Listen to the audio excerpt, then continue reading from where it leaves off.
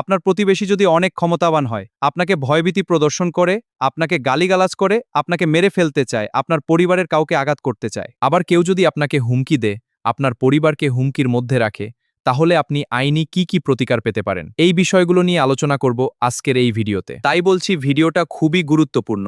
যদি সময় না থাকে তাহলে শেয়ার করে টাইমলাইনে রেখে দিন।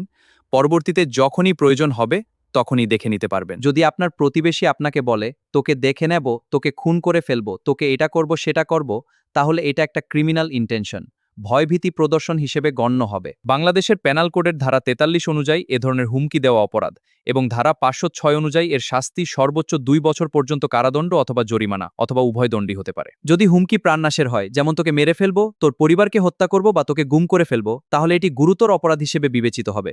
ধারা 506 অনুযায়ী 7 বছর পর্যন্ত কারাদণ্ড হতে পারে। এছাড়া আপনার প্রতিবেশী যদি লোকসমাগমের মধ্যে আপনাকে অপমান করে, গালিগালাজ করে বা মিথ্যা অভিযোগ ছড়িয়ে দেয় এবং আপনার সুনাম ক্ষুণ্ণ করে, তাহলে মানহানি হিসেবে গণ্য হবে। এক্ষেত্রে দণ্ডবিধি ধারা 499 এবং 500 প্রযোজ্য হবে। ধারা 506 অনুযায়ী 7 বছর পর্যন্ত কারাদণ্ড অথবা জরিমানা অথবা উভয় দণ্ডই হতে পারে। আবার কেউ যদি আপনার শরীরে আঘাত করে বসে, সাধারণত আঘাতের ক্ষেত্রে ধারা 323 অনুযায়ী 1 বছর পর্যন্ত কারাদণ্ড হতে পারে বা জরিমানা হতে পারে অথবা উভয় দণ্ডই হতে পারে। গুরুতর আঘাতের ক্ষেত্রে ধারা 325 প্রযোজ্য হবে।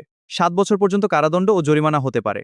এই ধরনের ঘটনায় নিকটস্থ থানায় সাধারণ ডায়েরি অথবা মামলা দায়ের করা যেতে পারে এবং আপনি 999 এ কল করেও কিছুটা প্রতিকার পেতে পারেন। ভিডিওটি কোথাও না বুঝে থাকলে কমেন্ট বক্সে কমেন্ট করতে পারেন।